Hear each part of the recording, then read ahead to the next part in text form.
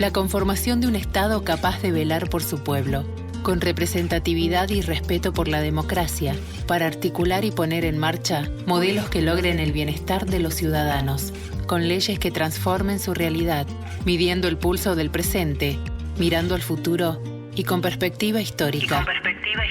Ese es el ideario de toda sociedad en la búsqueda de una sana convivencia. Un bien común. Un podcast producido por el equipo de comunicación de la Legislatura de Córdoba. Segunda temporada.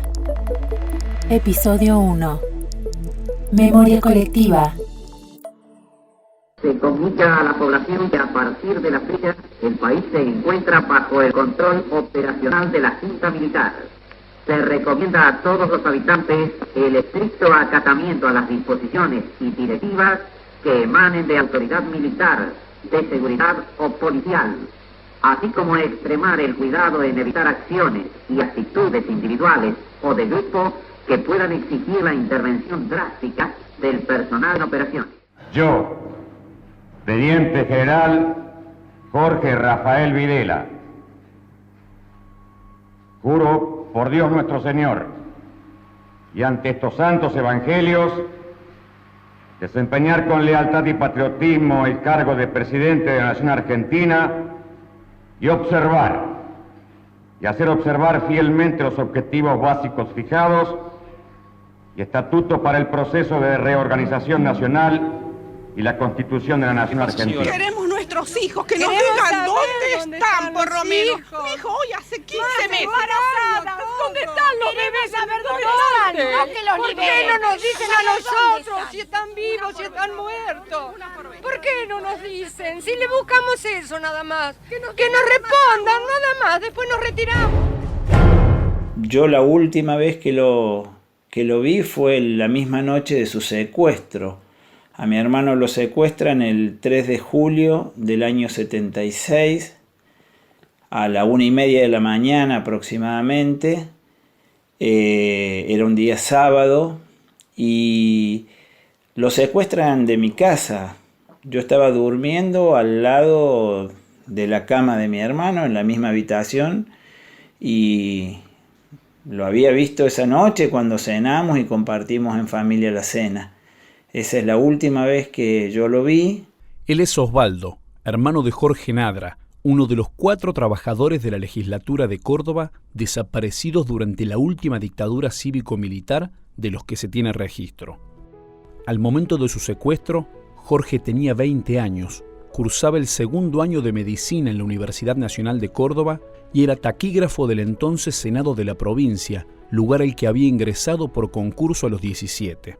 Lo que nosotros podemos reconstruir como familia es que fue secuestrado por la policía de Córdoba, fue llevado directamente a la D2, o sea, donde funcionaba en ese momento, era en el pasaje Santa Catalina. De ahí es trasladado, después de varios días de permanecer ahí, al destacamento caminero de Pilar, y el último tiempo de su secuestro lo llevan a la Perla, al centro clandestino de detención, ya en manos del ejército. Reconstruimos por testimonios de los sobrevivientes ese circuito, ese recorrido. Y bueno, por supuesto, torturado, golpeado, digamos lo mismo que vivió todo aquel o toda aquella persona que estuvo secuestrada y bajo los mandos del terrorismo de Estado. Osvaldo apela a la memoria y al trabajo que, durante años, llevaron adelante con su familia y los organismos de derechos humanos para reconstruir una historia a la que le fueron asaltadas varias páginas. Porque el terrorismo de Estado que hace 45 años reinó sobre la Argentina impide un relato lineal, sin fisuras. Al rompecabezas lo reconstruyeron con ejercicios que podrían parecer sencillos, pero que encierran una complejidad única, manteniendo viva la memoria con la verdad y la justicia como objetivo. Y fue justamente la apropiación de las vidas de miles de argentinos y sus efectos y afectos personales por parte de la dictadura lo que impide hasta hoy completar listas con nombres, fechas y otros datos oficiales de lo que fue el golpe de Estado más sangriento de nuestra historia como país. Como lo mencioné al principio, y de acuerdo a las investigaciones realizadas por el Archivo Provincial de la Memoria, además de Jorge, hubo al menos otros 3 trabajadores de la legislatura cordobesa desaparecidos en el golpe militar del 76, de los cuales no encontramos más información que la que cuenta el archivo, y es la siguiente. Edelmiro Cruz Bustos Benavides, de 25 años, secuestrado en la madrugada del 23 de abril de 1976 en su casa de Barrio Alto Alberdi y frente a su familia. Edelmiro había llegado a ser presidente de la Juventud Radical, se había casado con Irma y era padre de 3 hijas, María Mercedes, Claudia Lorena y Andrea Luciana, quien nació un mes después de su secuestro. Permaneció cautivo en un centro de detención cuya ubicación aún no fue determinada. Nelson González Camargo, villamariense de 37 años, estaba casado y tenía un hijo. Era ordenanza en la legislatura. Fue secuestrado el 26 de abril de 1976 en el propio edificio del Poder Legislativo durante el horario de trabajo. Inocencio Primitivo Rivarola Barrio Nuevo tenía 57 años, trabajaba en una carpintería y en la legislatura. Lo secuestraron el 21 de julio de 1976 en su casa de Barrio 1 de Mayo, cuando un grupo de 10 personas que dijeron ser policías se lo llevaron a un centro de tortura y exterminio que aún no pudo ser revelado. Pero volvamos a conocer un poco más sobre quién fue Jorge Nadra. Con Jorge ingresamos, somos de la promoción que termina en el 74. Nosotros ingresamos en el año 69. El año del Cordobazo. Bueno, con Jorge siempre ha habido una estrecha relación muy buena porque era un compañero, una persona muy solidaria, tipo buenazo, y era un estudioso, aplicado, digamos, y bueno, que ese, como pasaba, te diría casi en la mayoría del colegio, en el Manuel Belgrano, que había mucho interés social y político. Algunos determinaban en lo social o gremial y otros terminamos en las cuestiones políticas. Bueno, con Jorge terminamos en lo político, porque pasamos a integrar la misma agrupación que era la UES, la Unión de Estudiantes Secundarios. El que habla es Guillermo Pablo Enzabela, ex compañero de Nadra en la Escuela Superior de Comercio Manuel Belgrano. Fue allí donde Jorge abrazó la militancia y la política, y fue allí donde el interventor del colegio, Tránsito Rigatuso, lo incluyó en las que luego serían conocidas como listas negras. Jorge entre los primeros que cae en la lista esa. Nosotros, ¿cómo nos enteramos de que se confeccionaban las listas? Nos enteramos porque uno de los celadores era amigo de uno de los compañeros que militaba con nosotros y le dice, mira, vamos a empezar a hacer listas.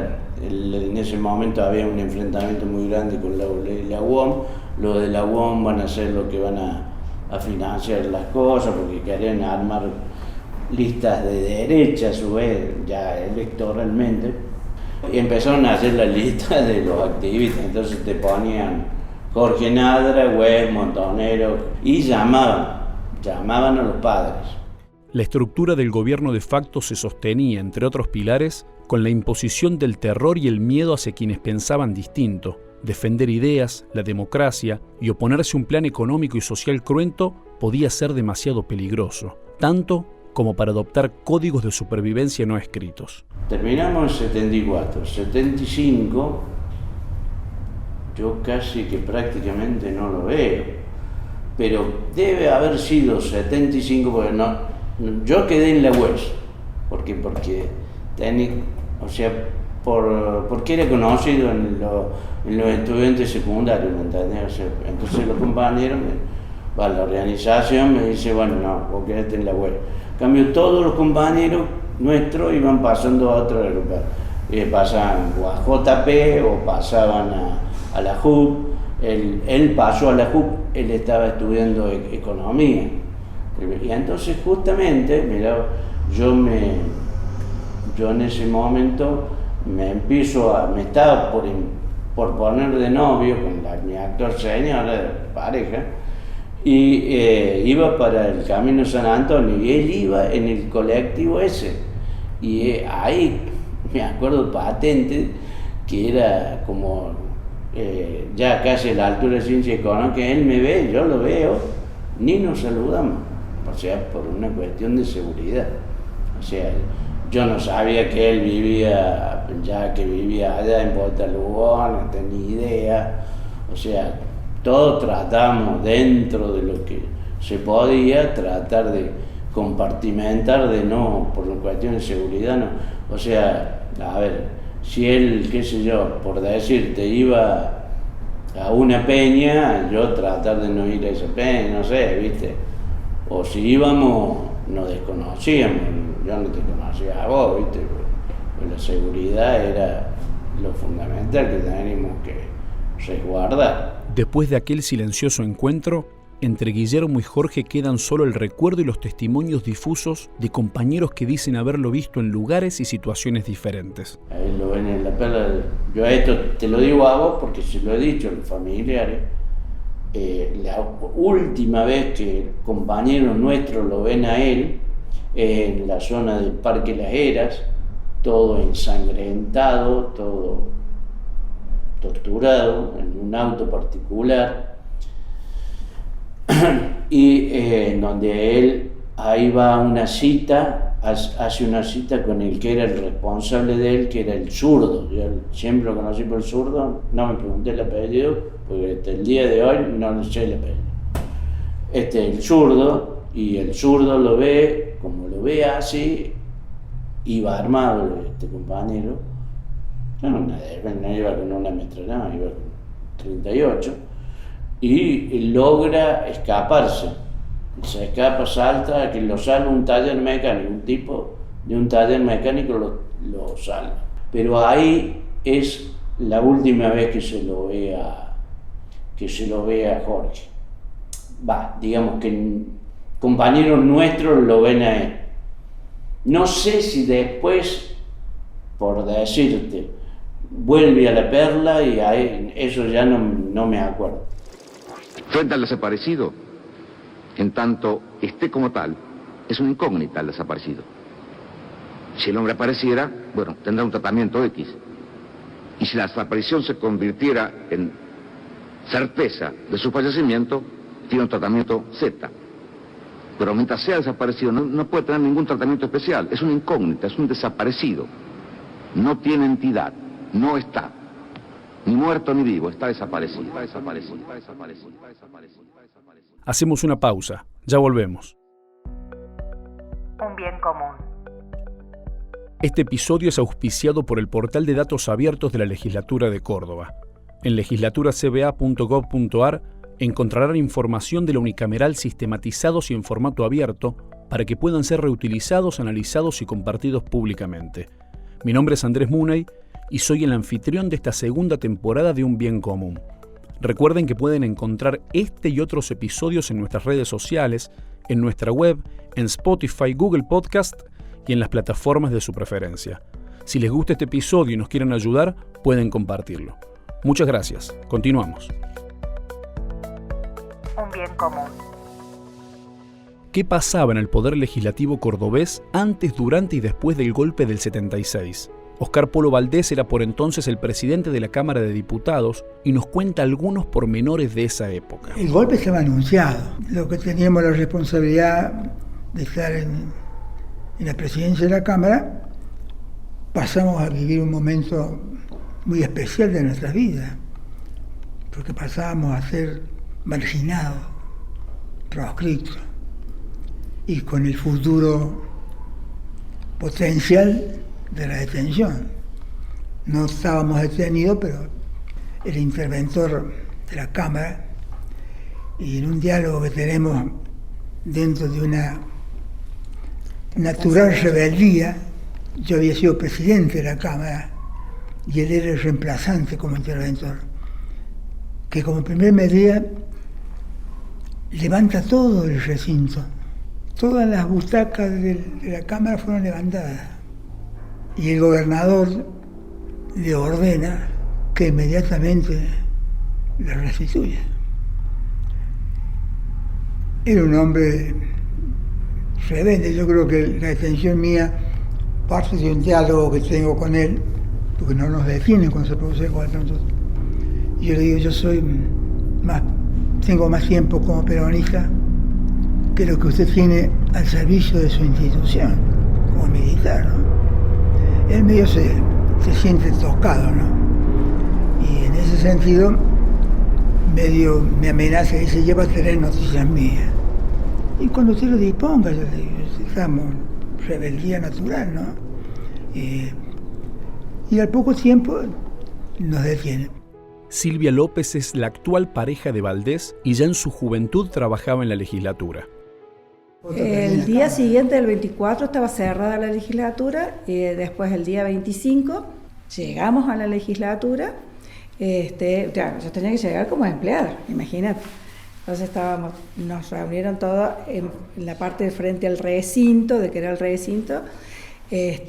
Nos ponen a todos allí, se presenta el capitán y bueno, nos empiezan a distribuir, y eso empezó a ser después, transformaron en Secretaría de Estado de Asuntos Municipales. Yo con mis propios ojitos vi cómo levantaban los cables, las bancas, que eran unas bancas que eran de madera, tapizadas en rojo, y las llevaban y las tiraban donde está ¿viste el reloj, el campanario? Arriba, las tiraban todas allí. Como había un staff de carpintero, de mantenimiento, todo eso, bueno, allí allí tiraban todo. En 2016 hubo una reivindicación para con los trabajadores desaparecidos de la legislatura cordobesa. Ese año se colocó una placa en homenaje y reconocimiento a los empleados legislativos que fueron secuestrados y luego desaparecidos. Además, se corrigieron sus legajos laborales, ya que fueron cesanteados por supuestas inasistencias.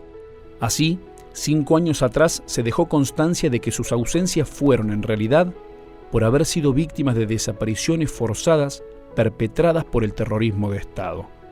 A este hecho se sumó un nuevo hito para mantener viva la memoria. El 24 de marzo de 2021, la legislatura sesionó en el Campo de la Ribera, un centro clandestino de detención, tortura y exterminio que funcionó en la capital provincial desde diciembre de 1975 hasta mediados del año 1978. En esa sesión se declaró como Patrimonio Histórico y Cultural de la provincia a las actas de sentencia, expedientes y materiales fílmicos de las audiencias de los procesos judiciales de memoria, verdad y justicia. Natalia de la Sota es legisladora provincial y la autora del proyecto. Le pedimos que nos explique el porqué de su iniciativa. Porque yo entiendo y entendemos que hay 2 dimensiones para valorar qué es patrimonio histórico, cultural y qué no. En este caso, estas 2 dimensiones son muy claras. Una es la tangible, lo que nosotros podemos ver, lo que se generó a través de estos procesos. Por eso decimos que las actas, las sentencias, el material fílmico, esto lo vamos a declarar de patrimonio cultural e histórico. Y por otro lado, una dimensión intangible que tiene que ver con qué nos deja este proceso, qué nos enseña, qué nos significa para nuestra sociedad, para nuestra cultura, para nuestra historia, ¿no? Y es hacernos cargo de que es parte de nuestra identidad. Esto es parte de nuestra identidad, de nuestra historia, ¿no? Historia, presente y futuro, seguramente. Y es parte también de la conciencia colectiva de nuestra sociedad. ¿Quién es más, quién es menos? Esto es parte de nuestra historia, entonces ponerlo en ese lugar nos parece que es fundamental, básicamente para seguir construyendo democracia en adelante, ¿no? Y que esta historia tan horrenda, tan terrible, tan espantosa que le tocó vivir a la Argentina no se repita más. En Argentina, los juicios por delitos de lesa humanidad durante la última dictadura son y serán un instrumento para alejar el olvido y arrancarles la impunidad a los responsables de crímenes atroces en nombre del Estado. En Córdoba, la represión al mando del general Luciano Benjamín Menéndez fue temible y sangrienta. Por eso fuimos a buscar la palabra de Jaime Díaz Gavier, el juez que llevó adelante los juicios de la megacausa La Perla el principal centro clandestino de detención de la provincia. Fue él quien, después de escuchar un sinfín de historias de dolor, tortura y otras vejaciones, debió impartir justicia. El juicio de la Perla, que duró casi 4 años, como bien dice vos, creo que 3 años y 10 meses y 20 y pico de días, donde oímos más de 600 testimonios a lo largo de todo ese tiempo, con audiencias de 2 y 3 veces por semana, produjeron en nuestro espíritu de juzgadores, de quienes seguíamos todos los días, esto una enorme impresión. Realmente no hay espíritu que pueda sustraerse al relato continuo durante tanto tiempo de estos episodios de una crueldad a veces realmente monstruosa, inenarrable, que pone en evidencia lo que es la capacidad del ser humano para adquirir esa voluntad de odio y de destrucción monstruosa, y a veces en otros seres humanos justamente una sublimación del coraje, de la valoración de principios y demás. Pero ciertamente nadie podía ser ajeno a la recepción cotidiana de testimonios tan desgarradores. Díaz Gavier remarca la gravedad que tuvo el que se hayan cooptado los poderes legislativo y judicial y remarca la importancia de los juicios. Bueno, lo primero que hicieron y hacen todavía, desgraciadamente, en muchos lugares del mundo, los golpes de Estado, las dictaduras militares y demás, es eliminar precisamente a los representantes del pueblo, a las cámaras, digamos, legislativas, porque lo que se busca y lo que se trata de evitar es justamente la participación de los legisladores como representantes de la voluntad popular, que puedan constituirse en elementos de control o de discordia o de condena. También se expresa con relación a los jueces. Lo primero que hizo la dictadura en el 76 es poner en comisión, cesar en su cargo desde los jueces de la Corte Suprema de entonces, directamente echados, digamos, de sus cargos, y puesta en comisión de todo el personal, todos los grados inferiores del Poder Judicial, que debían jurar por las actas del proceso, antes que por la Constitución Nacional. La importancia que tienen estos actos, estos episodios, esta ley como la que ahora ha propuesto la legisladora de la Sota y que está tratándose en la comisión, en las comisiones respectivas, es precisamente asegurar que estos juicios que establecieron esas condenas a quienes habían violado tan brutalmente los derechos humanos, con esas sentencias fundadas en el derecho y en respeto de todas las garantías de los imputados, aún por cierto de los que habían cometido los delitos más graves, sin embargo, quede como resguardo de la memoria verdaderamente. Ya no es solamente la memoria colectiva difusa, sino jueces técnicos que han estudiado, investigado cada caso y fundado en pruebas específicas y acreditadas, han determinado cuál fue la violación, digamos, de ese Estado de Derecho y de los derechos humanos de esas personas. Quien conoce como pocas los detalles más macabros de lo que sucedió en Córdoba durante la última dictadura es la ex fiscal Graciela López de Filoñuc. Ella trabajó incansablemente por denunciar lo sucedido en La Perla y en muchas otras causas por delitos de lesa humanidad. Y fue una época que yo trabajé muchísimo, porque yo pedía muchas órdenes de allanamiento para secuestrar información. Y allané todo, hasta la CIDE.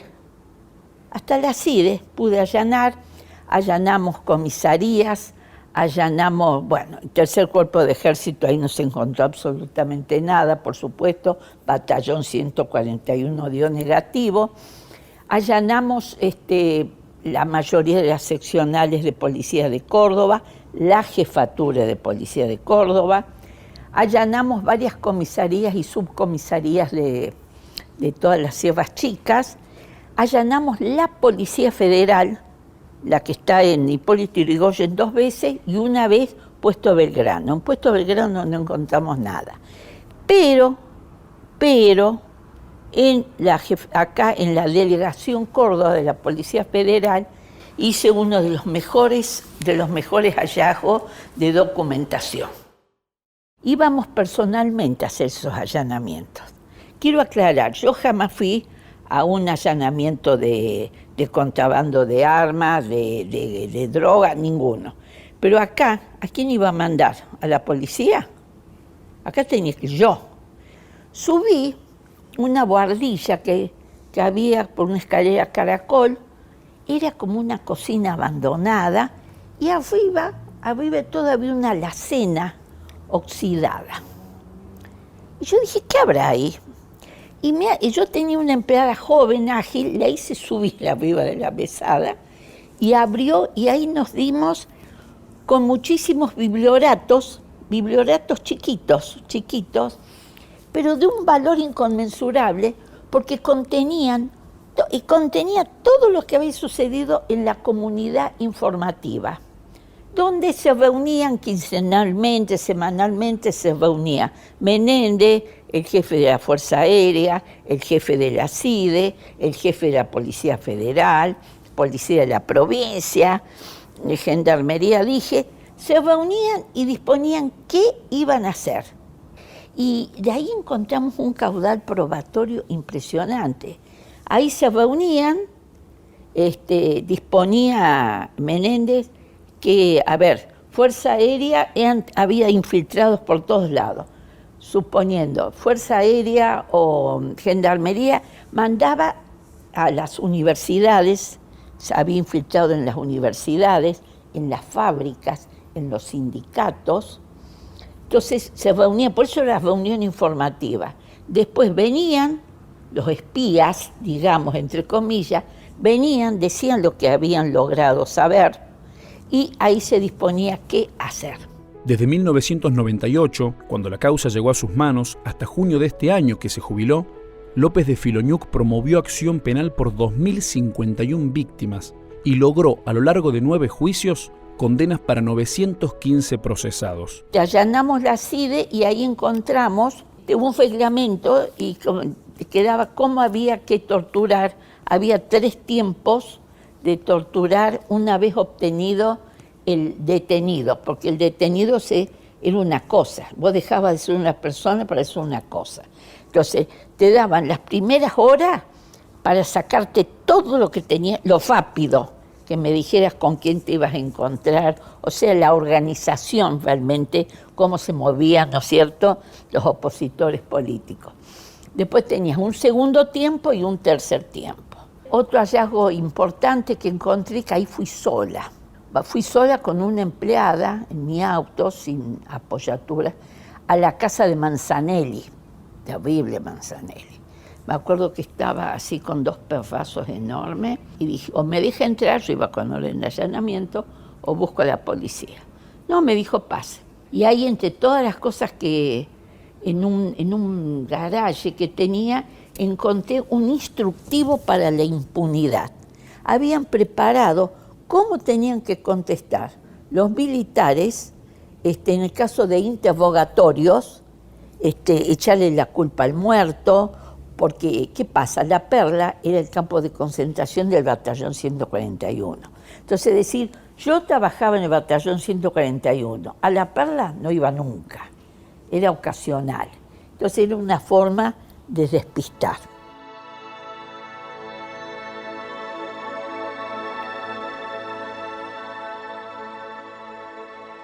La actual directora del Archivo Provincial de la Memoria es María Eleonora Cristina, también víctima de la dictadura, que desapareció a su papá y a su tía. María trabaja y trabajó por el pasado y mira hacia adelante para marcar el rumbo de lo que todavía falta. El trabajo con la memoria para mí es un trabajo de todos los días. No importa si es sábado, domingo, marzo o octubre. Da igual, digamos.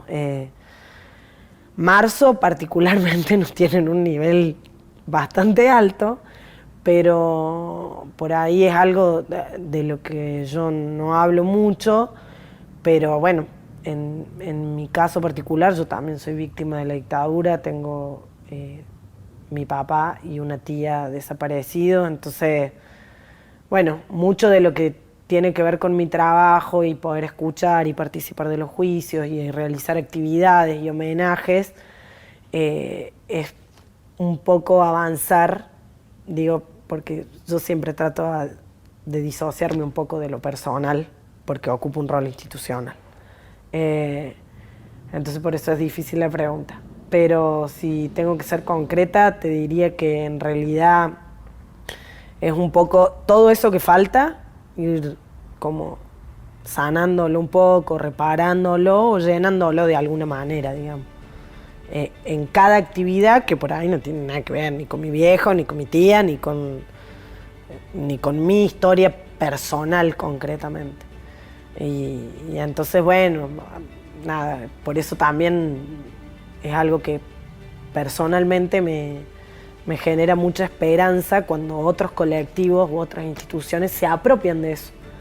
Nunca la política, ni desde la comisión, ni desde los sitios, fue la privatización de la memoria, o la patrimonialización, pensando como, bueno, los únicos que podemos trabajar memoria somos nosotros les vamos a explicar a ustedes cómo tienen que hacer memoria, porque inclusive, bueno, eso también por la militancia, la apuesta no es lo que nos pasó en el 74-83. Las nuevas generaciones tienen que poder mirar ese pasado y los rastros de ese pasado en el presente, en lo que puede resultar una frase hecha, pero que para mí no, para poder permitirse soñar un futuro distinto. El trabajo es con el pasado, pero para el futuro. Hemos llegado al final de este episodio con el que quisimos hacer un aporte a la memoria colectiva para que las nuevas generaciones puedan comprender que el terrorismo de Estado no debe ni puede suceder nunca más. Gracias por escuchar. La conformación de un Estado capaz de velar por su pueblo, con representatividad y respeto por la democracia, para articular y poner en marcha modelos que logren el bienestar de los ciudadanos, con leyes que transformen su realidad, midiendo el pulso del presente, mirando al futuro y con perspectiva histórica. Ese es el ideario de toda sociedad en la búsqueda de una sana convivencia. Un bien común. Un podcast